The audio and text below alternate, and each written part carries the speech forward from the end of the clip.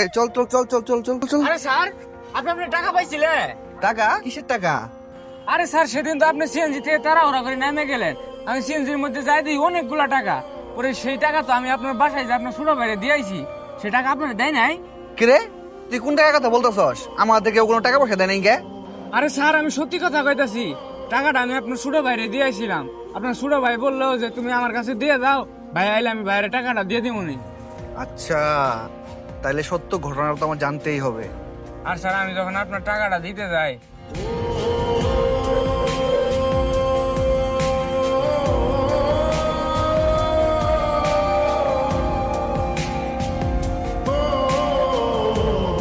এক চোর এসে আমার সারাদিনের ইনকামের টাকা নিয়ে গেছে। আচ্ছা, তুমি এই টাকাটা রাখো, বুঝছো? এই টাকাটা নিয়ে ঠিক আছে? ঠিক আছে স্যার। আচ্ছা, তাহলে তুই এই কাজটা কর, আমি অন্য গাড়িতে যেতেছি, ঠিক আছে? ঠিক আছে। কিরে, তুই আজকে আবার আইসস? ছোট সাহেব, আসলে আমার না অনেক বড় একটা ভুল হয়ে গেছে গা। আমি অতগুলো টাকা একবারে দেখে লোভ সামলাইতে পারিনি। সেদিন আপনাদের 50,000 টাকা দিয়ে গেলাম না, আরো 50,000 টাকা আমার কাছে আসিলই।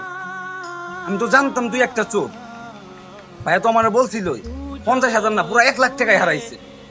এই যে নেন বাকি টাকাটা, এটা বড় সাহেব এলে তারে দিয়ে দিন। আচ্ছা ঠিক আছে, যা। ঠিক আছে ভাই।